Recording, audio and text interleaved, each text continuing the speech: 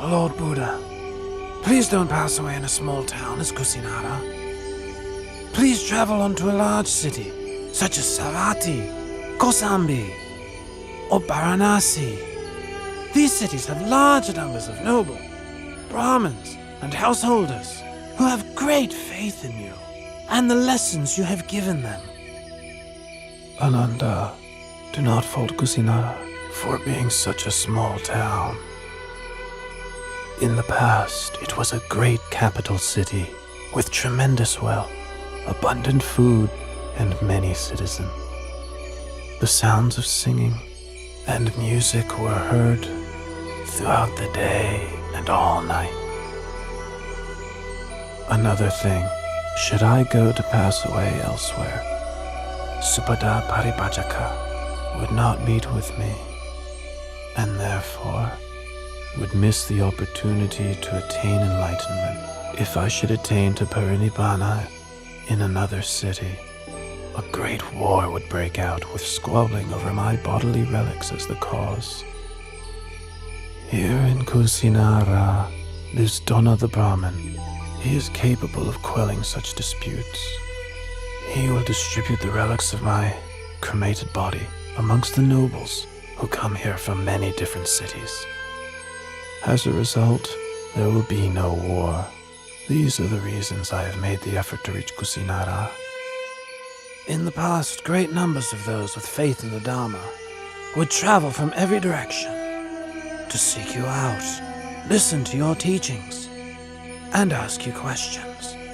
But from now on, all those people and myself will be deprived of the opportunity to see you and to have an audience with you. Ananda, there are 4 places which are apt for recollection of me. 1. Lumpini Park, where I was born. 2. Bodhgaya in the state of Magadha, where I was enlightened. 3. The Deer Park at Isipatana, where I gave the first Dhamma teaching. And finally, the place of my Parinibbana Salavana Park in Kusinara, right here. Those who make pilgrimage to these 4 locations will experience disenchantment with the world and feel inspiration to follow in my footsteps.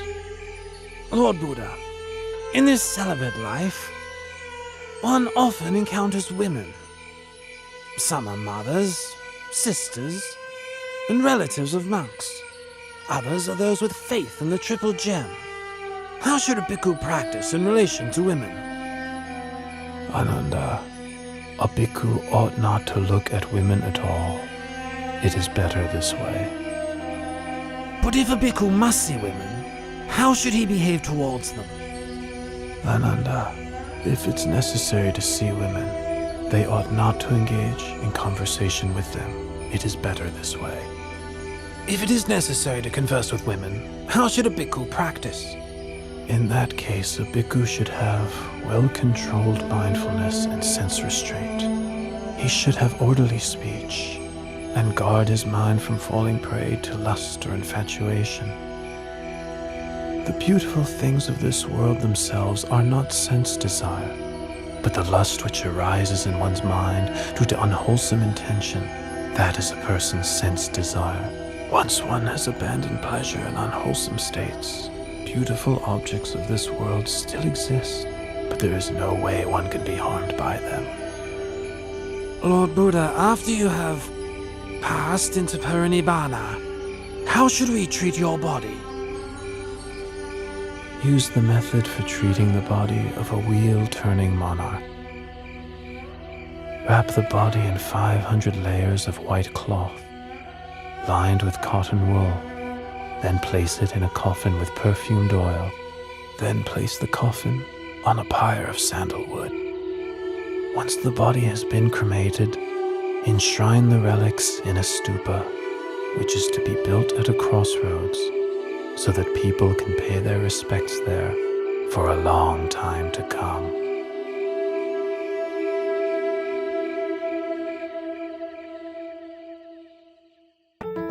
ကျေးတဲ့ပစ္စည်းများကိုတိုက်ချွတ်စေကြောဖို့အတွက်ကျေးတိုက်ဆက်ပြားကိုအစိမ့်ဖက်ထဲကိုညှစ်ထည့်ပြီးကျေးပစ္စည်းအားနေရာအနှံ့တိုက်ပေးပါ